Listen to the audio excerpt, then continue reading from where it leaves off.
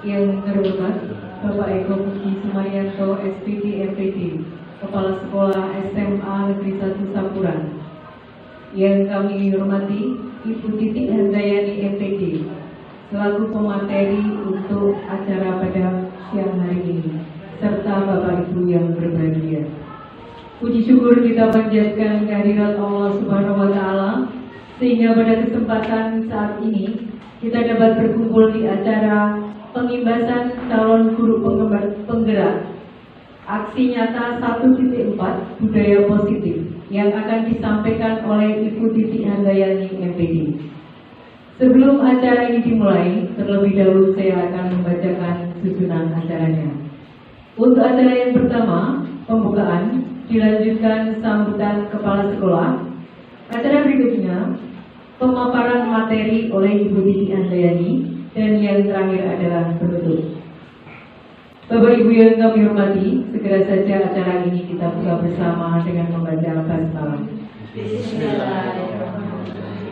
Untuk acara berikutnya adalah sambutan kepala sekolah SMA Negeri 1 Sapuran kepada beliau Bapak Eko Budi Sumaryanto, SPD MPD. Dipersilakan. Terima kasih atas waktunya, Buya. Bismillahirrahmanirrahim. Assalamualaikum warahmatullahi wabarakatuh. Waalaikumsalam warahmatullahi wabarakatuh. Selamat siang, salam sejahtera bagi kita semua.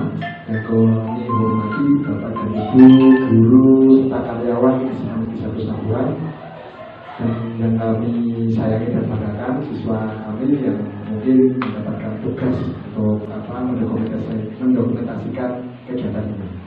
Pertama-tama mari kita panjatkan puji syukur kehadirat Allah SWT karena berkat rahmat dan hidayahnya kita bisa berkumpul dalam acara pengimbasan aksi nyata modul 1.4 terkait dengan budaya positif oleh teman kita calon guru penggerak Bu Titi Angkatan 9 Kabupaten Wonosobo, CGP Angkatan 9 Kabupaten Wonosobo.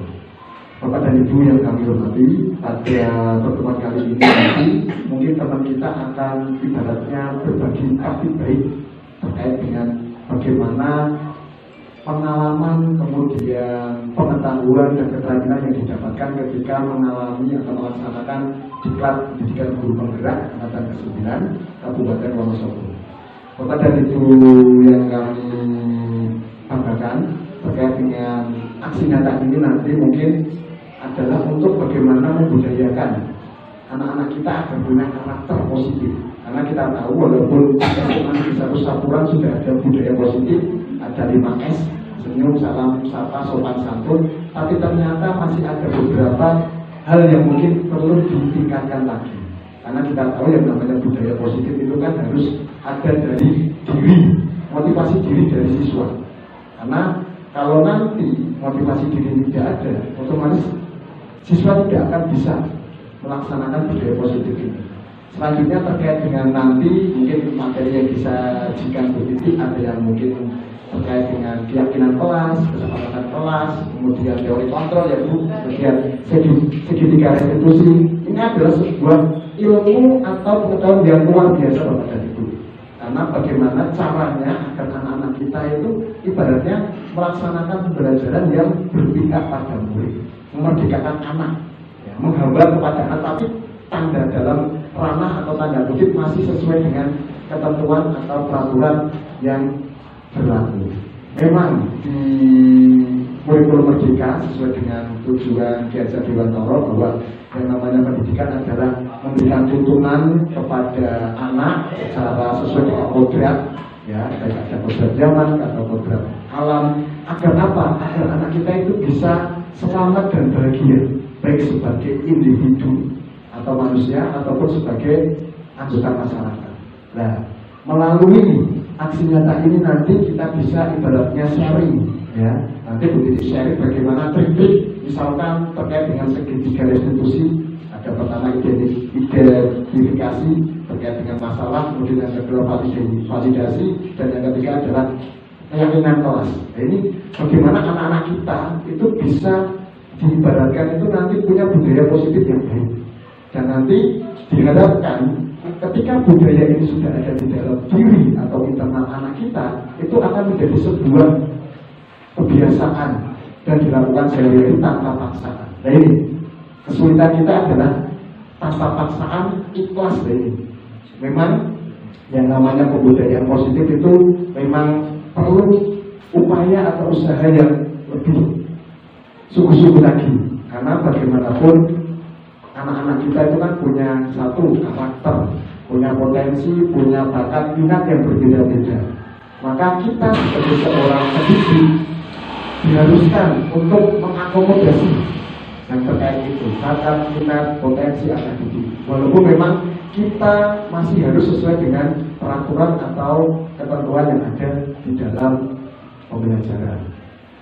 Selanjutnya mungkin untuk terkait bagaimana nanti ilmu-ilmu yang didapatkan Bu Titik, dan nanti juga mungkin saya tahu yang Ibu dan Bapak guru yang ada di sini adalah pengalamannya sudah banyak, ibaratnya sudah makan garam, maka nanti bisa ibaratnya di pertemuan ini bisa terjadi yang namanya feedback umpan balik. Mungkin Bu Titik bisa nanti memberikan feedbacknya, dan nanti mungkin Bapak Ibu di sini juga memberikan pengalamannya terkait apa yang dilakukan atau dilaksanakan dalam pembelajaran seperti itu. Saya rasa dari saya cukup sekian. Terima kasih atas perhatiannya. Wassalamualaikum warahmatullahi wabarakatuh.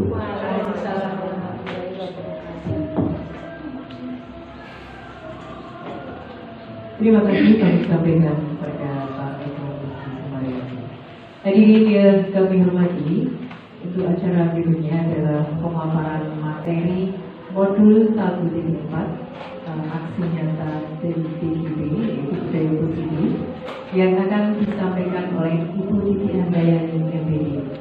Kami persilakan. Monggo Bapak Ibu.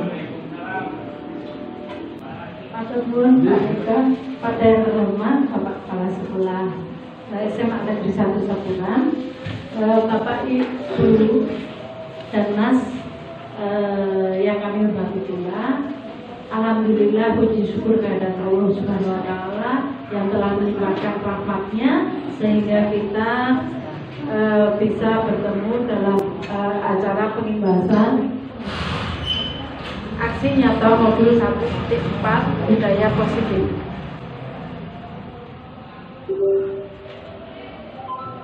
Sambil menunggu Bapak Ibu, Bapak Ibu yang kami hormati, Bapak Ibu sambil refreshing, saya mau tanya, tapi belum dijawab ya Bapak Ibu, hanya di dalam hati. Apakah Bapak Ibu setuju dengan pernyataan ini? Tapi dalam hati sendiri Bapak Ibu, nanti saya sampaikan terkait dengan hukuman dapat mendisiplinkan anak, setuju atau tidak? Memberikan penghargaan dapat meningkatkan motivasi anak, juga setuju atau tidak? Sekarang sambil refresh lagi, bayangkan Bapak Ibu, kalau tangan Bapak Ibu mengepal sesuatu yang sangat berharga. Coba bayangkan, tangan Bapak Ibu mengepal sesuatu yang sangat berharga. Namun Bapak Ibu sudah membayangkan, oh saya akan mengepal utang piala misalnya, anak saya begitu, karena buah hati saya dan sebagainya. Nah, di sebelah Bapak Ibu dari bayangan itu ada seseorang yang ingin meminta kepalan, isi kepalan tangan Bapak Ibu semua. Nah, karena tidak bisa, maka orang yang ada di samping Bapak Ibu itu merayu dengan uang misalnya. Ternyata tidak bisa. Wah, uang semene moh gitu. Terus mengancam.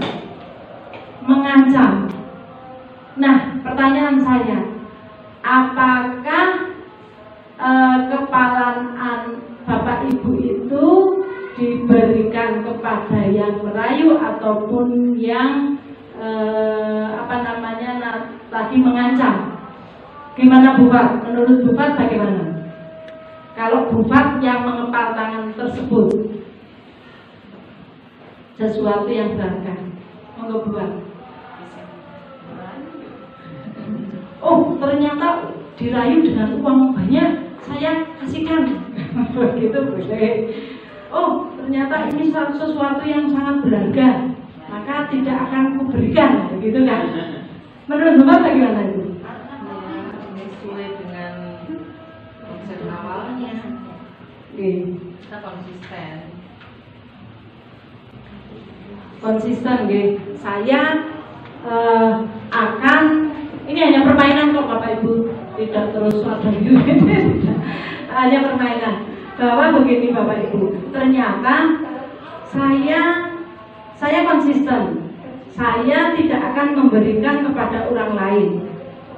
Ada lagi mungkin saya memberikan karena saya hanya intan sedikit terus diberikan rumah sebagai pengganti, maka akan saya berikan kepada orang yang meminta tersebut. Nah, itu kontrol untuk memberikan ataupun tidak memberikan itu kontrolnya pada siapa Bapak Ibu? Kontrolnya pada siapa? Diri sendiri. Berarti anak-anak pun demikian Bapak Ibu. Kontrol enggak DR-nya kontrol itu pada diri anak juga. Pada diri anak juga. Saya akan datang terlambat, saya akan datang pagi sekali. Itu kontrolnya sebetulnya pada diri anak sendiri. Nah kita lanjutkan terkait dengan yang tadi. Ini utama terus ya. Nah, teori yang sudah ada itu namanya stimulus respon Bapak Ibu, teori yang kita punya. Nah, paradigma yang baru itu namanya teori kontrol. Tadi yang sudah saya katakan, kontrol kita ya kita sendiri yang mengontrol. Nah, kalau dulu orang lain bisa mengontrol saya, pikirannya kita kan seperti itu. Suami saya dapat mengontrol saya. Terus saya bisa juga mengontrol orang lain. Tetapi untuk teori kontrol yang baru ini, paradigma yang baru yang saya pelajari nih Bapak Ibu, mohon maaf ini hanya sharing begitu di CGB, bahwa kontrol orang lain pada orang tersebut bukan pada diri kita. Gitu nggih? Terus ada pemaksaan, ada pada saat bujukan gagal. Kamu ndak belajar, nanti itu pemaksaan ya. Terus nanti kalau belajar giat kamu nanti saya ngasih hadiah. Seperti itu juga. Ternyata itu yang sekarang ada teori kontrol, kolaborasi dan konsensus menciptakan pilihan-pilihan baru Bapak Ibu. Kalau hadiah dan pemaksaan itu nanti mengakibatkan sesuatu anak berubah, tetapi di teori kontrol itu adanya kolaborasi dan konsensus yang menciptakan pilihan-pilihan baru. Terus yang selanjutnya, model berpikir menang dan kalah. Aku menang, dia kalah. Aku kalah, dia menang. Tetapi bukan seperti itu. Tetapi di sini teori kontrol yang baru adalah menang dan menang. Saya menang, dia menang. Artinya dia ada kesepakatan. Seperti ini yang benar. Dia juga setuju. Seperti ini yang benar. Jadi tidak ada saya menang, dia yang harus menurut, bukan begitu. Tetapi teori kontrol yang baru adalah menang dan menang. Bapak Ibu yang kami hormati, terkait dengan materi kita adalah budaya positif. Apa itu budaya positif Bapak Ibu? Budaya positif itu adalah nilai-nilai, keyakinan-keyakinan dan kebiasaan di sekolah yang berpihak pada murid Bapak Ibu, yang berpihak pada murid, yang membuat murid itu nantinya berkembang menjadi pribadi yang kritis, penuh hormat dan tanggung jawab. Itu budaya positif Bapak Ibu. Di budaya positif itu intinya hal-hal yang ada nanti ada disiplin positif, nilai-nilai kebajikan universal. Apa yang sudah dikatakan oleh Pak Kepala Sekolah tadi, ada keyakinan kelas, ada segitiga restitusi, posisi kontrol dengan R ya, Mbak monggo. Terus kebutuhan dasar manusia, seperti itu. Nah, Bapak Ibu, mulai dari awal tadi ada beberapa ada 6. Nah, sekarang disiplin positif dulu. Disiplin positif itu harus kita galakkan supaya anak-anak itu menerapkan disiplin tanpa kekerasan dan ancaman yang dalam prakteknya melibatkan komunikasi Bapak Ibu terkait dengan orang tua dan anak itu tersebut. Dalam penerapan disiplin positif, anak diajarkan untuk memahami konsekuensi dari perilaku mereka. Jadi nanti bagaimana caranya untuk memahamkan konsekuensi dari perilaku mereka, nanti ada caranya, yaitu segitiga restitusi. Terus juga mengajarkan anak tanggung jawab serta rasa hormat dalam berinteraksi dengan lingkungannya. Jadi disiplin positif itu bagaimana Bapak Ibu, menurut Bapak Ibu? Salah satu cara penerapan disiplin yang bertujuan untuk menumbuhkan kesadaran serta memberdayakan anak untuk melakukan sesuatu tanpa ancaman, sogokan maupun hukuman. Itu disiplin positif. Bapak Ibu yang kami hormati, terkait dengan disiplin positif itu akan menumbuhkan nilai-nilai kebajikan yang universal. Menurut Bapak Ibu, kebajikan universal itu kebajikan yang bagaimana? Yang menuju ke profil pelajar Pancasila, Bapak Ibu. Yaitu apa saja Bapak Ibu? Kemandirian, kreatif, gotong royong, bernalar kritis, beriman dan bertakwa kepada Tuhan Yang Maha Esa, juga berkebinekaan global. Ada 6 ya. Biasanya itu kita masukkan ke dalam proyek kita yang kita laksanakan. Oh, berarti anak sudah bernalar kritis. Bagaimana bernalar kritis diterapkan di sekolahan kita? Bernalar kritis itu cara setiap siswa memperoleh dan memproses informasi serta gagasan. Sedangkan bernalar gotong royong itu biasanya pada kolaborasi anak atau kerja dalam kelompoknya.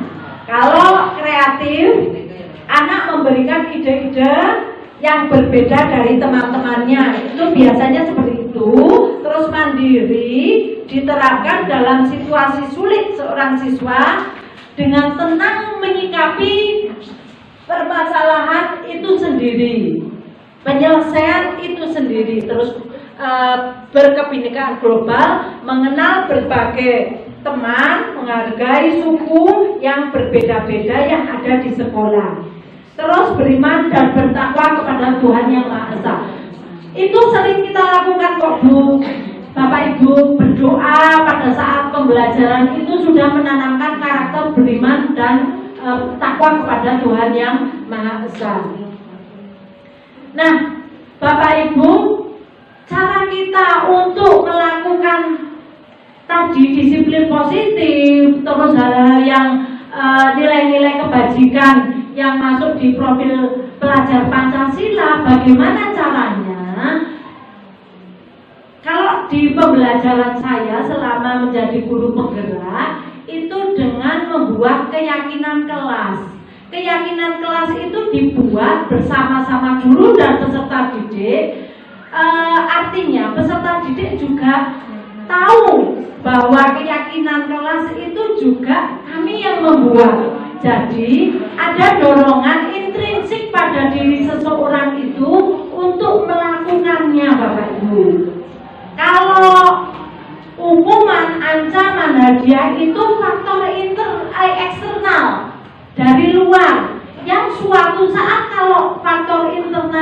tidak diberikan, maka anak akan berubah lagi. Wong wis ana hukuman, saya akan terlambat lagi.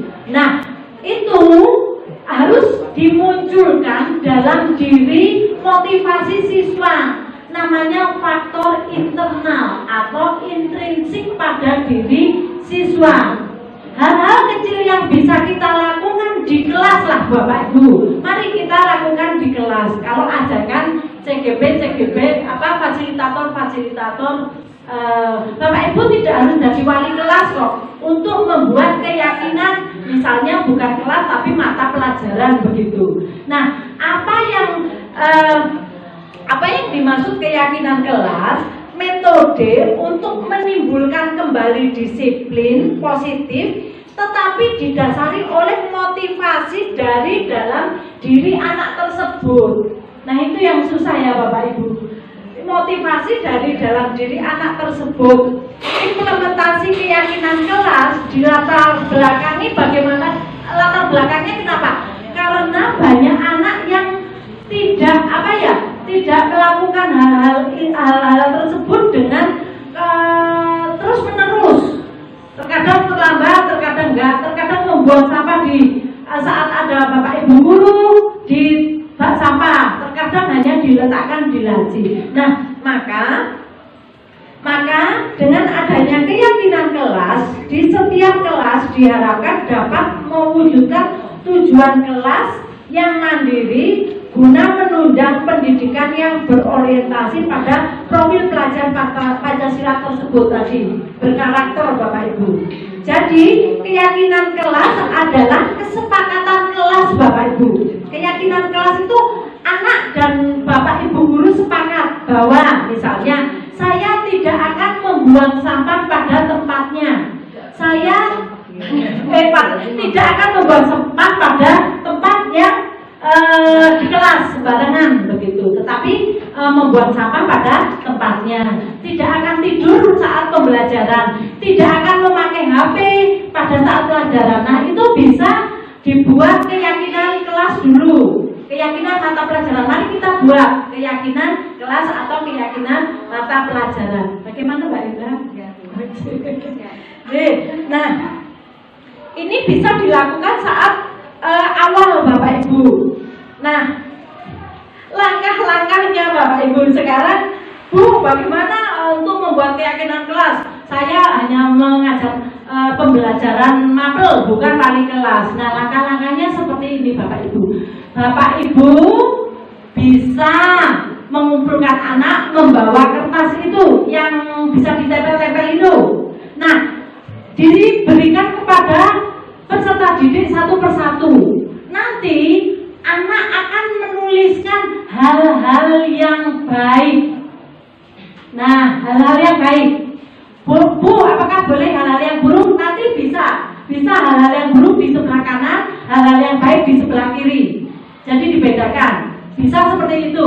Misalnya, anak terus menuliskan membuang sampah, tidak membuang sampah di sembarang tempat. Itu kan anak.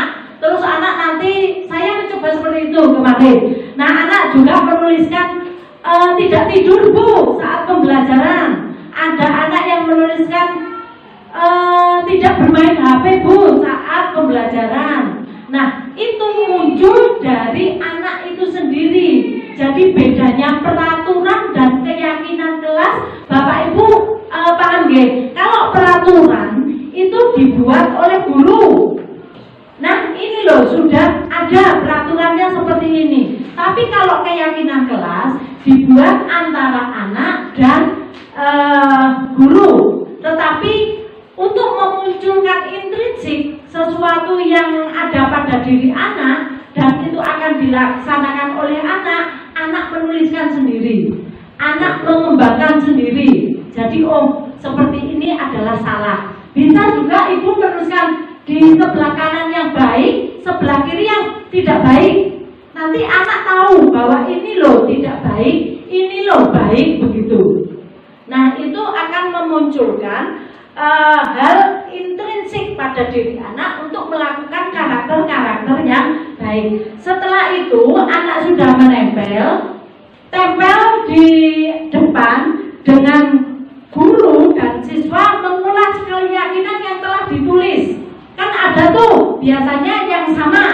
Nah, nanti yang sama itu jadikan satu.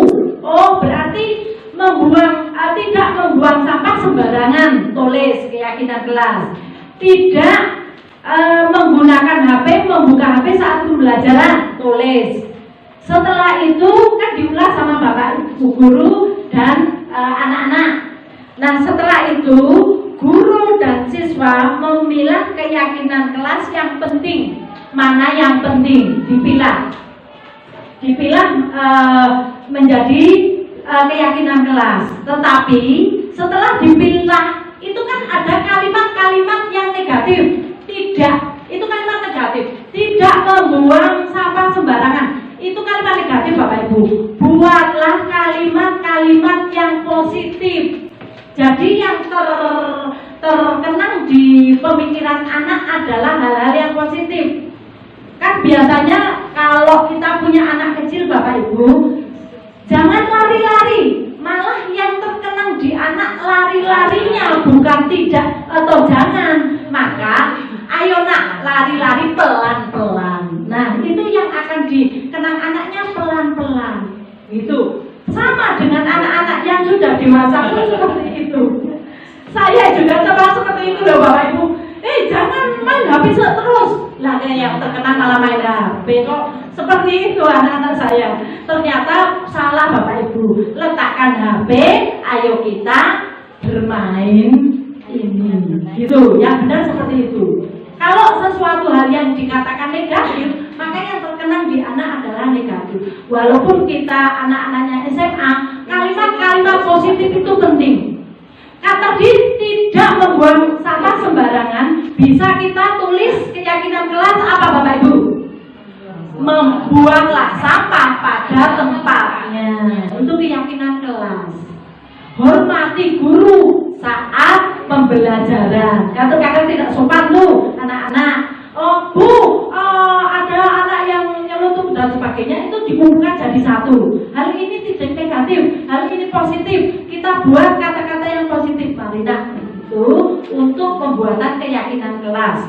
Nah, setelah itu anak diberikan keleluasaan untuk sharing bersama. Oh, berarti yang ini kita ambil. Yang penting-penting yang kita ambil, yang setelah kita positif tadi yang ambil dan sebagainya menjadi keyakinan kelas. Keyakinan kelas dibuat oleh anak dan guru. Maka saat pembelajaran kita, anak sudah paham akan keyakinan kelasnya dan tidak akan melakukan hal-hal yang negatif tersebut. Kalaupun melakukan keyakinan kelas, nanti kita buat segitiga restitusi. Caranya gimana Bu? Nanti ada di sini, gitu kan? Caranya segitiga restitusi.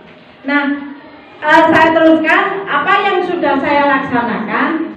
Saya mencoba Bapak Ibu, membuat keyakinan kelas, tetapi baru karena waktunya terbatas, baru beberapa kelas, baru satu malah. Nah, ini contoh keyakinan kelas. Setelah buat keyakinan kelas itu tempel di kelas. Nah, misalnya ini wali kelasnya Bu Dewi Sartika. Terus apa saja yang positif? Bekerja sama menjaga kebersihan kelas, itu positif. Menjaga dan meletakkan barang sesuai tempatnya, tepat waktu dan aktif di kelas, itu positif. Mengerjakan tugas tepat waktu, saling peduli, menghargai dan membantu sama lain. Kata-kata positif bisa diambil dari kata-kata yang universal tadi. Ada menghargai, menghormati gitu kan. Yang kita laksanakan, biasanya kita laksanakan begitu.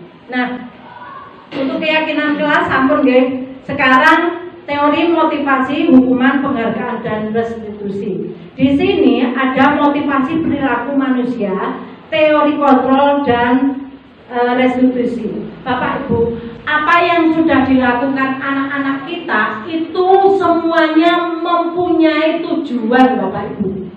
Dan tujuan itu pasti. Walaupun anak terlambat pun itu anak sudah angan-angan nyong akan terlambat. Nyong pasti terlambat. Itu sudah tahu anak nyong aku terlambat. Tetapi Bapak Ibu, kita harus melihat 3 motivasi perilaku manusia. Yang pertama, anak melakukan itu bisa karena imbalan, bisa karena tidak melakukan itu karena takut hukuman. Dan yang terakhir adalah menjadi orang yang mereka inginkan, menghargai diri sendiri. Kan melakukan tidak terlambat, saya menghargai diri sendiri dengan nilai-nilai yang mereka percaya. Nah, unsur-unsur itu adalah unsur, ada yang eksternal dan internal. Maka yang kita munculkan adalah unsur internal pada diri seseorang untuk memotivasi diri seseorang untuk tidak melakukan hal-hal yang tidak baik. Agak cepat ya Bapak Ibu saya ya. Nanti Bu Ivan juga akan diseminasi di sini. Nah, Bapak Ibu, antara hukuman dan konsekuensi itu hampir sama. Perbedaan hukuman dan konsekuensi adalah kalau dalam menjalankan peraturan ataupun keyakinan kelas, bila mana ada suatu pelanggaran, tentunya sesuatu harus terjadi kan. Untuk itu kita perlu meninjau ulang tindakan penegakan peraturan atau keyakinan kelas. Tindakan terhadap suatu pelanggaran pada umumnya berbentuk hukuman atau konsekuensinya. Bedanya hukuman dan konsekuensi begini. Kalau hukuman itu diberikan karena anak tersebut melakukan suatu tindakan, tetapi nanti yang kita berikan adalah tidak sesuai dengan tindakan yang dia lakukan, itu hukuman.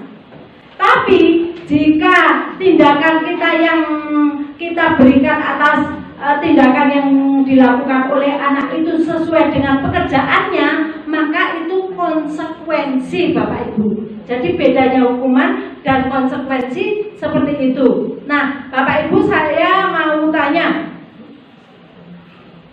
di sini ada tindakan guru, ada pertanyaan hukuman atau konsekuensi. Mbak Endang mencatat 100 kali di dalam buku kalimat saya tidak akan terlambat lagi karena terlambat ke sekolah. Itu konsekuensi nopo hukuman menurut Mbak Endang? Oke, Bu Kartini, hukuman. Yang kedua, tindakan lari mengelilingi lapangan basket 2 kali karena terlambat hadir di sekolah. Hukuman nopo? Hukuman. Wis tidak semua ini. Berdiri di depan kelas. Membersihkan coretan belum? Oh ya, membersihkan coretan yang dibuat di meja tulis. Konsekuensi. Lah kok sudah cerdas ini Bapak Ibu. Melebihi CGP ini. Melebihi CGP. Murid diminta bertelanjang kaki sepanjang hari karena tidak menggunakan sepatu warna hitam sesuai peraturan sekolah. Hukuman. Konsekuensi. Hukuman. Ada yang hukuman, ada yang konsekuensi. Membersihkan tumpahan air di meja tulis karena tersenggol ya, berarti tidak sengaja. Ya, oke, jawabannya sudah dijawab oleh Mbak Endang, Bu Kartini, Bu Wiwin, dan teman-teman yang lain dulu yang tidak bisa saya sebutkan satu persatu. Nah, ini jawaban yang diberikan oleh fasilitator atas pertanyaan-pertanyaan tadi. Ternyata lari mengelilingi lapangan basket 2 kali itu hukuman, tidak sesuai. Tapi kalau lari mengelilingi basket 2 kali karena terlambat saat pembelajaran pendidikan olahraga, itu hukuman atau konsekuensi? Konsekuensi, karena sekalian pemanasan. Pokoknya seperti itu, geng. Nah, berarti ada hukuman, ada konsekuensi. Maka kita memberikannya yang mana Bapak Ibu? Konsekuensi. Sebaiknya itu di pembelajaran kami, bukan hukuman ya Bapak Ibu. Nah, apa yang dilakukan anak-anak, apa yang kita lakukan itu sejatinya hanya memenuhi 5 kebutuhan ini Bapak Ibu. Apa yang sudah kita lakukan itu memenuhi 5 kebutuhan ini. Bertahan hidup, kita memperoleh kasih sayang, ingin memperoleh penguasaan, artinya kekuasaan ya, terus kebebasan, kita memperoleh kesenangan, melakukan hal-hal seperti itu, pada dasarnya pingin seperti ini Bapak Ibu. 5 kebutuhan dasar atau 5 kebutuhan pokok manusia. Bapak Ibu, kebutuhan 5 itu terkait dengan kesenangan apa sih? Kebutuhan untuk mencari kesenangan, bermain, tertawa, itu kebutuhan juga Bapak Ibu. Jadi kita healing gitu juga kebutuhan ya Bapak Ibu. Jadi tidak stres dan sebagainya. Terus kebebasan. Kita melakukan hal itu bisa juga karena kita mencari kebebasan, healing ya Bu Wiwin, kebebasan. Healing, ya, cocok itu. Healing dan healing. Terus kasih sayang, kita ingin diberi kasih sayang oleh orang lain, diperhatikan dan sebagainya.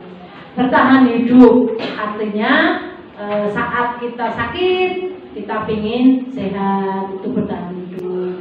Saat kita tidak ada makanan, kita perlu makanan, itu bertahan hidup Bapak Ibu. Nah, itu kebutuhan dasar manusia. Nah, Bapak Ibu, kita sebagai guru ada 5 sisi kontrol. Pengertiannya sudah diberikan oleh Bu Triana kemarin sama Pak Lakil. Saya di sini mencoba mencontohkan. Kalau kemarin kan posisi kontrol, guru sebagai penghukum, guru sebagai pembuat rasa bersalah, guru sebagai teman, guru sebagai pemantau, guru sebagai manajer. Yang sudah dijelaskan oleh Bu Triana dan Pak Lakil kemarin, yang terhebat guru sebagai nopo Bapak Ibu? Manajer. Yang bisa mencari CGP berikutnya. Semangat. Nah, saya tidak akan banyak bicara. Ini contoh saja ya, karena pengertiannya sudah diberikan penjelasan oleh. Ini posisi guru sebagai apa menurut Bapak Ibu nanti? Cari. Sini kamu. Itu kan enggak ya Pak. Kamu terlambat. Enggak ya Pak. Kamu deh pasti terlambat. Maaf Bu, saya Apa? Apa coba? Alasan kamu apa lagi? Kapan sih kamu dari saya? Malas sekali ya kamu jadi anak. saya Dasar pemalas. Gak kapok-kapok sih kamu. Sudah berapa kali terlambat? Sana, kamu keliling lapangan basket 2 kali.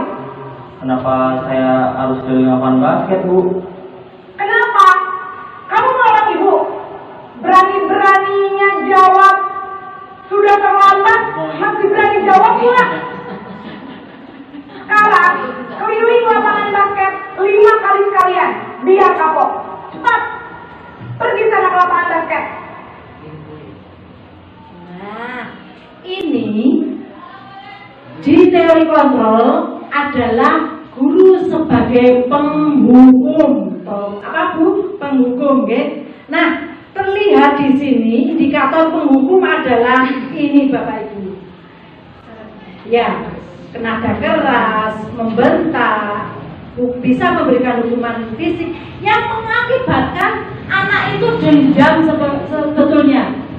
Anak dendam sini, anak malu Bapak Ibu, anak malu, tetap anak malu. Terus walaupun iya, tetapi sini sakit hati, dan itu bisa bertahan sampai 5-10 tahun yang akan datang. Nek ketemu Bapak Ibu guru itu, lah nyong wis tahu, tapi rawani nyong wis tahu diseneni Bapak kali, nyong wis tahu diseneni. Itu kenangan. Nah, Bapak Ibu, ini sebagai apa? Guru sebagai apa ini Bapak Ibu?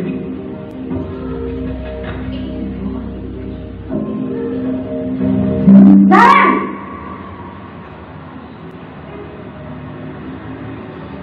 Selamat pagi Bu. Naren, kamu kenapa terlambat lagi nak? Ya Tuhan Naren, kamu senang ya bikin ibu susah ya? Kalau kamu terlambat lagi, bapak kepala sekolah, nak. Disangka ibu tidak bisa membina kamu. Duh, gimana ini? Maaf Bu. Duh, Gusti Naren. Kamu suka ya kalau ibu ditegur bapak kepala sekolah? Terus, sekarang ibu harus tulis apa ini di buku absen? Ini kamu sudah sering terlambat loh. Ibu harus apa coba? Maaf Bu. Maaf sekali. Ya sudah, lain kali jangan bikin ibu susah lagi ya nak ya. Ibu tidak akan kuat lagi kalau kamu begini terus. Bisa jantungan kalau ibu ditegur bapak kepala sekolah. Sana cepat sekolah. Maaf ya Bu. Maaf sekali. Napa niki Bu? Sudah semua CGP semua saya kalah ini. Semua sudah bagus ini. Guru penggerak. Nah, benar membuat merasa bersalah. Apa akibatnya pada anak Bapak Ibu? Coba, apa akibatnya? Bisa mengakibatkan anak menjadi apa? Rendah diri. Memang staf kurikulum luar biasa. CGP selanjutnya harus ini. Nah, membuat merasa bersalah itu bisa mengakibatkan anak rendah diri, Bapak Ibu. Yakin itu? Oh, nyumer ternyata malas. Saya terlambat terus gitu. Rendah diri dan bisa menarik diri dari lingkungan pergaulan, jadi minder. Anak-anak jadi minder. Itu kalau guru seperti itu. Kamu nak, ya kayaknya itu ya halus. Kamu nak, halus banget. Awas Bu Kartini, halusnya tetapi jangan membuat rasa bersalah. Gitu kan? Halus tapi, nah ada lagi. Coba perhatikan Bapak Ibu, ini apa?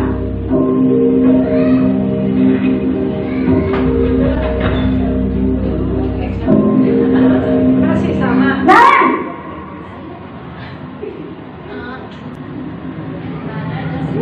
Selamat pagi Bu. wah, sudah jam berapa ini nak? Terlambat lagi ya saya. Iya Bu. Habis ibu saya lupa bangunkan saya Bu. Kamu malah menyalahkan ibu kamu. Sering kita Kamu bukannya anak yang larinya paling kencang. Kok terlambat sih? Iya Bu. Saya memang selamat bangun tadi. Jadi biarpun saya lari kencang, tetap gak kejar Bu. Ya sudah sana. Nanti lain kali larinya lebih kencang lagi ya. Biar gak terlambat lagi. Bikin seneng ibu. Demi ibu. Bisa kan? Bisa lah Bu. Ya sudah sana masuk kelas. Ibu beresin urusan absen kamu. Kamu ini ada-ada saja. Nah, sebagai apa nih? Teman itu nutupi kancane, salah. Gitu kan Bapak Ibu? Nutupi temannya jika temannya salah. Ini guru biasanya ramah, cenderung bersendagurau untuk menghangatkan suasana. Nah, ini menyebabkan anak tergantung pada gurunya, tidak mandiri sebetulnya. Jadwalnya sudah nanti ibu yang membereskan dan sebagainya. Keterlambatan sudah nanti saya bereskan. Kan teman seperti itu biasanya, menutup, membela. Nah, yang selanjutnya ini sebagai apa?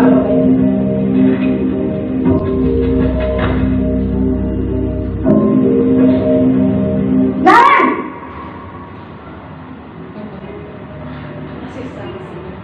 Selamat pagi Bu. Naren, apa peraturan sekolah kita tentang jam berapa kita harus masuk sekolah? Ini Nah? biasanya yang sudah kita Kita laksanakan. Jadi harus di sekolah jam 7 Bu. Iya betul, sekarang sudah jam 7.20. Naren sudah tahu konsekuensinya jika terlambat hadir. Paham Bu. Saya harus tinggal kelas pas jam istirahat selama 20 menit. Iya benar, konsekuensinya demikian. Jadi nanti jam 9.30 pas istirahat, kamu harus tinggal di kelas, kerjakan tugas tambahan untuk ketertinggalan kamu, ya? Baik Bu. nah, ini sebagai apa Bapak Ibu? pemantau, masih pemantau. Jadi meyakinkan anak pada adanya peraturan-peraturan yang sudah dilanggar. Hanya itu, belum mencari apa ya, solusi. Ya Bapak Ibu. Nah, guru memantau saat murid diberikan sanksi. Akibatnya murid mematuhi peraturan itu saat ada gurunya saja. Saat tidak ada gurunya, maka anak akan melakukan hal-hal yang tidak yang melampaui peraturan tersebut. Nah, yang terakhir Bapak Ibu, ini kita lihat sebagai apakah ini?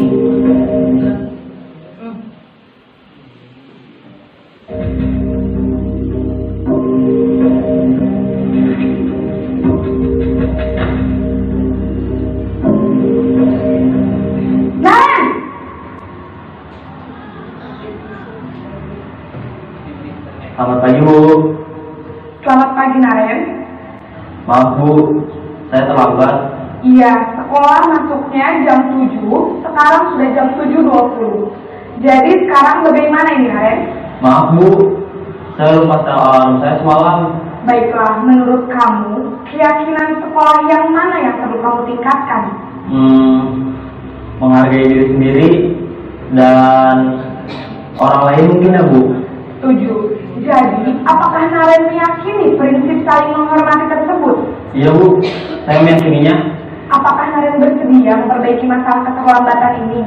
Bersedia Bu. Bagaimana kamu akan perbaiki masalah keterlambatan ini?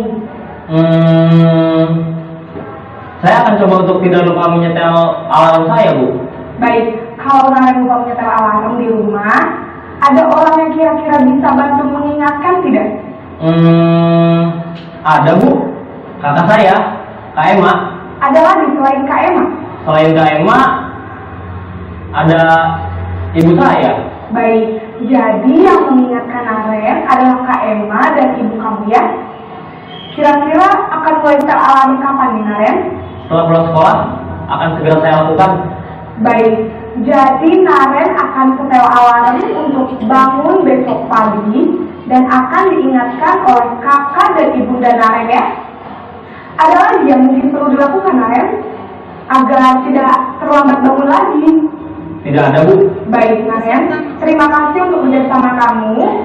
Sekarang kamu perlu kembali ke kelas untuk belajar. Baik Bu, terima kasih.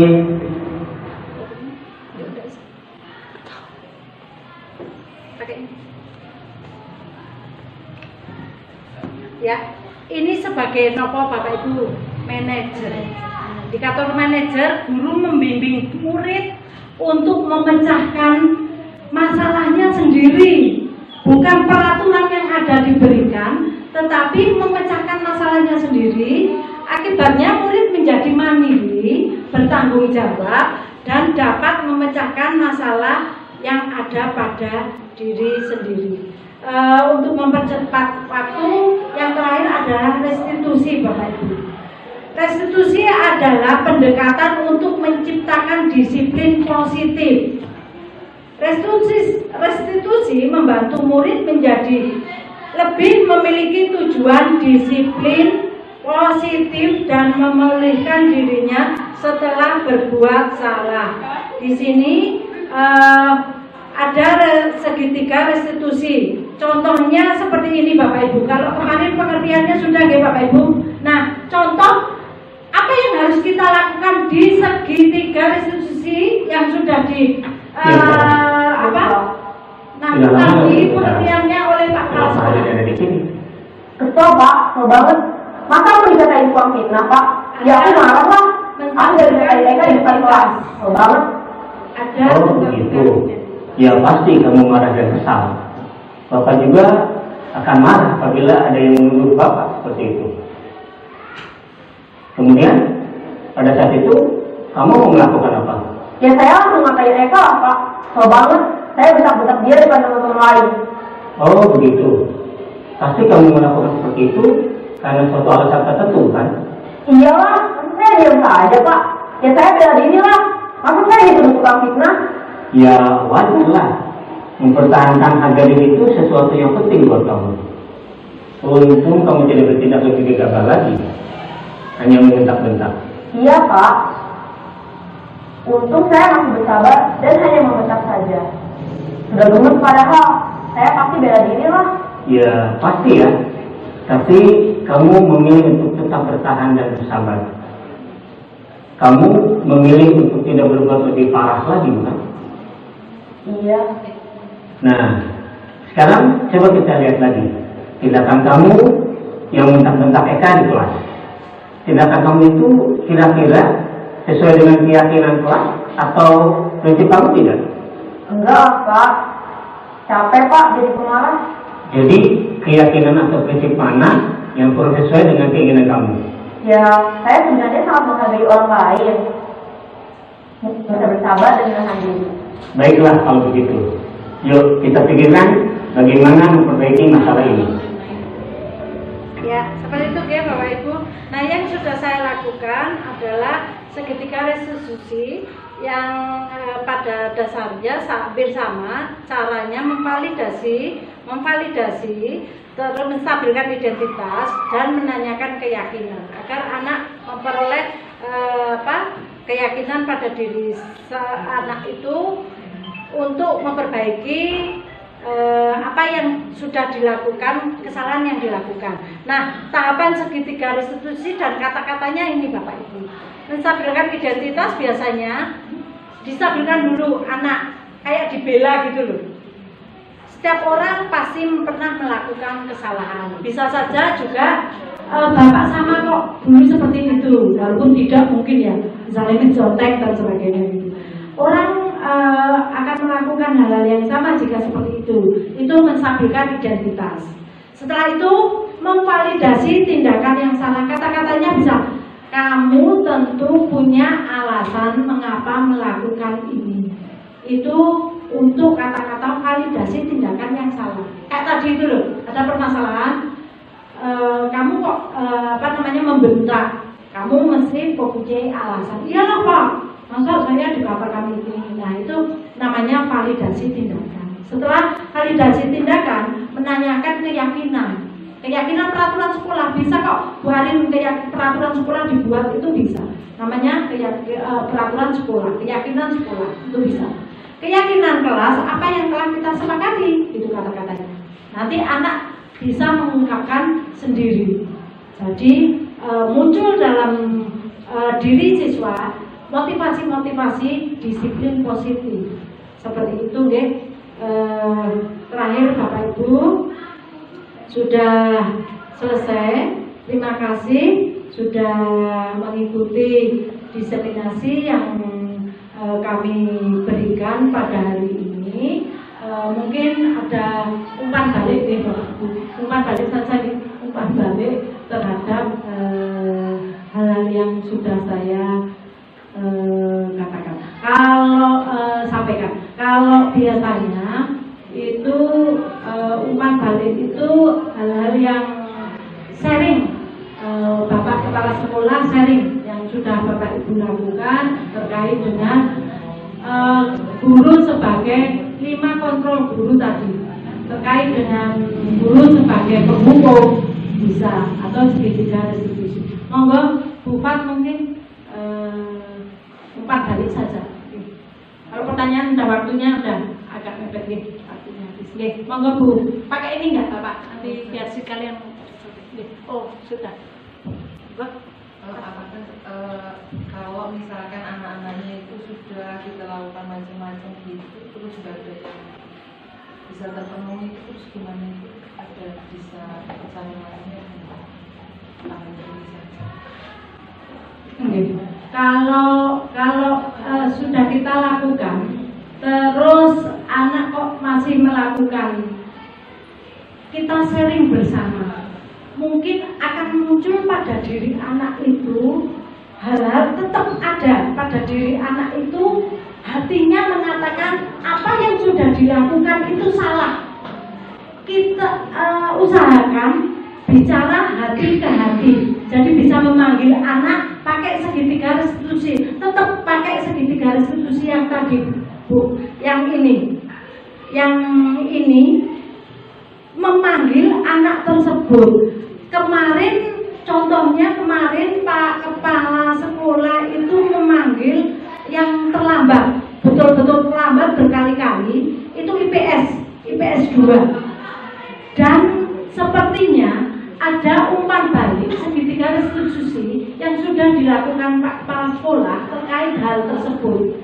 Nanti kita juga ngobrol dengan anak tersebut. Kalau seperti ini salah nggak? Menurutmu bagaimana? Begitu.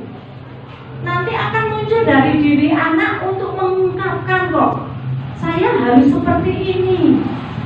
Kalau bantuan orang mungkin perlu bantuan orang tua untuk menengahi, misalnya siapa yang bisa untuk misalnya ada permasalahan dengan Bu, ternyata anak itu mempunyai permasalahan dengan orang tuanya. Nah, anak juga harus bisa menyelesaikan permasalahan dirinya sendiri. Kita gali terus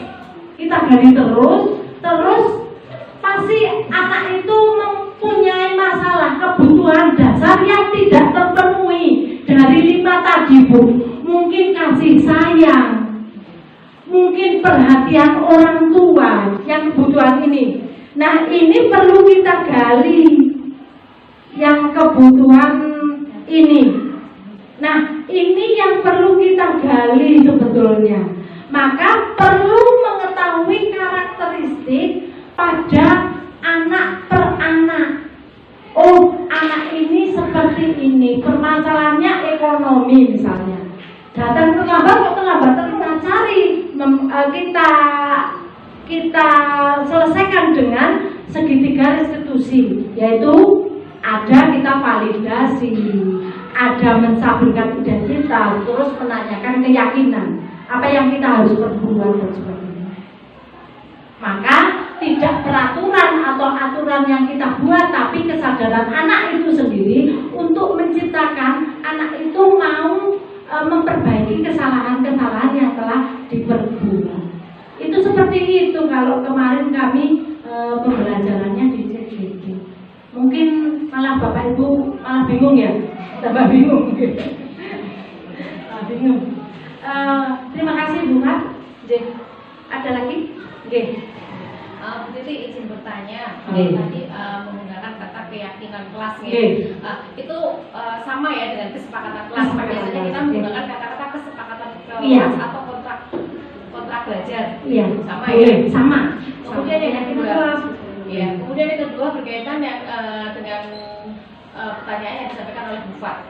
Seperti yang kita ketahui kalau karakter anak itu kan pasti berbeda. Ya.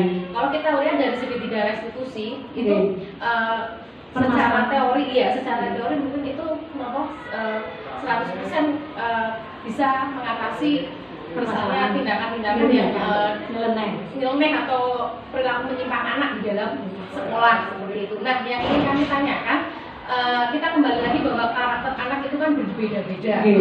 Bukannya kita sebagai pengajar atau pendidik itu pesimis, tetapi ketika nanti kita sudah menstabilkan identitas, validasi tindakan yang salah, kemudian menanyakan keyakinan, tetapi kemudian tindakan-tindakan menyimpang itu berulang kali dilakukan oleh anak seperti itu. Kita berulang kali dilakukan oleh anak sampai kita sudah cari faktor penyebabnya. Kita misalnya sudah memvisit, oh ternyata orang tuanya tidak ada atau di luar kota. Nah, di sini kan kita juga tertantang untuk cara mengatasinya bagaimana sih? Nah, kalau di sini poin terakhir kita, misalnya kita sudah sebagai tenaga pendidik sudah mentok ini karakter anak misalnya, ya nggak semua sih ya. Misalnya kita ada 600 anak, mungkin cuma 2 atau 3. Keyakinan kelas sudah dibuat, tapi anak terus melanggar.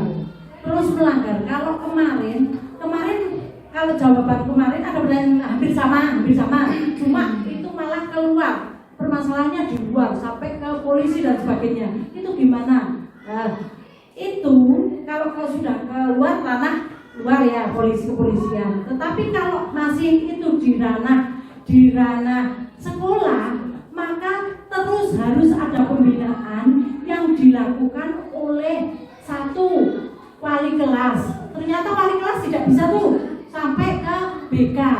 Nah, itu terus sampai BK, nanti kita mentoknya ke kepala sekolah.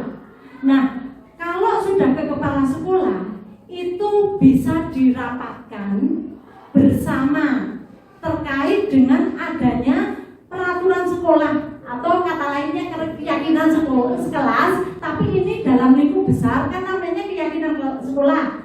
Maka rapat itulah penentu kebijakan di sekolah masing-masing dan itu diperbolehkan. Kalau kemarin karena itu kan sudah diambang, sudah berat begitu, tetapi kasus luar biasa. Tetapi seandainya itu bisa diselesaikan oleh wali kelas, kok wali kelas tidak bisa menyelesaikan, BK ke kepala sekolah nanti rapat dewan seperti itu untuk penyelesaian masalah-masalah yang betul-betul berat. Seperti itu jawabannya. Oke. Mungkin umpan baliknya ada lagi selesai ya Bapak Ibu 12.40 tadi 12.30. Oke, monggo Bu Wiwi. Terima kasih Bu Titi untuk umpan balik. Saya Bu Titi sudah cukup piawai dan lancar jaya menyampaikan materi. Jadi saya yang di bawah tempurung itu jadi tahu apa itu segitiga restitusi, kemudian bagaimana seharusnya kita secara ideal menempatkan diri dan memperlakukan anak. Jadi menurut saya terkait dengan presentasi Bu Titi hari ini sudah sangat luar biasa. Tetapi ada dua pertanyaan nakal yang mungkin tidak harus dijawab hari ini. Oh iya.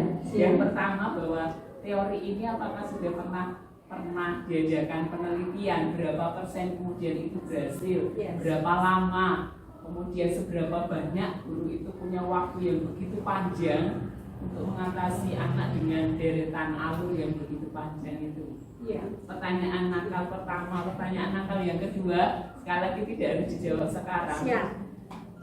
Apa yang disampaikan di sini itu bertolak belakang dengan ketika anak terjun ke kehidupan yang sebenarnya. Ketika mereka masuk ke dunia kerja, mereka itu selalu dihadapkan pada sanksi kalau tidak menuruti aturan. Ya mungkin ini cuma umpan terhadap konten, bukan terhadap presentasinya. Artinya bahwa pertanyaan itu artinya di sekolah mereka misalnya mendapatkan perlakuan yang begitu begitu sempurna katakanlah, tetapi begitu mereka masuk ke dunia yang sesungguhnya mereka akan masuk ke bukan rimba yang nek kowe salah ya dihukum, nek kowe ngene ya berarti terima sanksi. Terima kasih umpan balik yang luar biasa. Tepuk tangan untuk kita semua. Kalau terkait dengan penelitian itu sudah berapa lama, nanti bisa saya sampaikan kepada fasilitator terkait dengan hal tersebut. Kami juga di sini diberikan materi terkait dengan segitiga restitusi, teori kontrol dan sebagainya. Jawaban akan kami sampaikan nanti setelah kami mendapat jawaban dari fasilitator dan penasihat praktek. Demikian dulu. Hasil dari teori itu, dari hasil teori itu juga anak terjun ke dunia kerja, gitu yang luar biasa, keras. Jadi kita juga harus mendidik anak supaya terbiasa untuk mendapatkan hal-hal yang juga yang tidak seideal mungkin. Begitu mungkin saya sudah jamnya sudah 1 jam lebih. Saya akhiri, ada tutur kata saya yang salah. Saya mohon maaf yang sebesar-besarnya. Wassalamualaikum warahmatullahi wabarakatuh.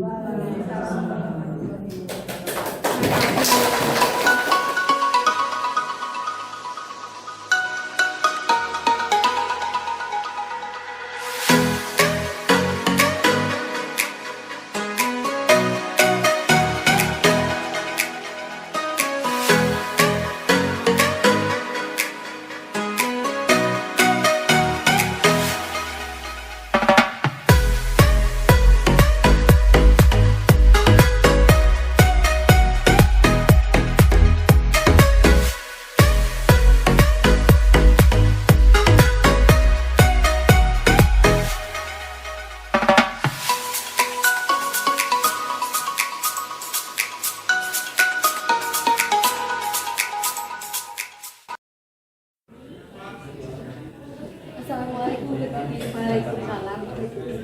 Dulu sudah. Iya Bu.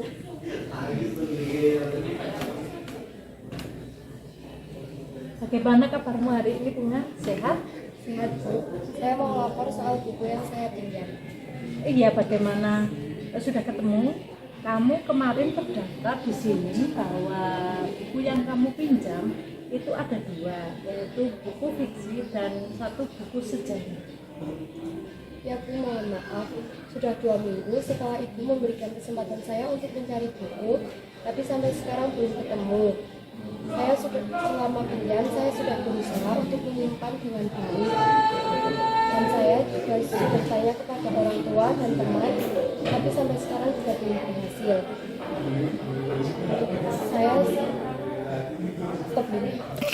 Assalamualaikum warahmatullahi wabarakatuh.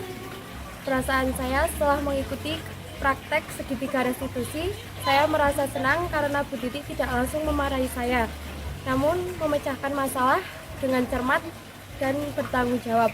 Terima kasih Bu Titi. Wassalamualaikum warahmatullahi wabarakatuh.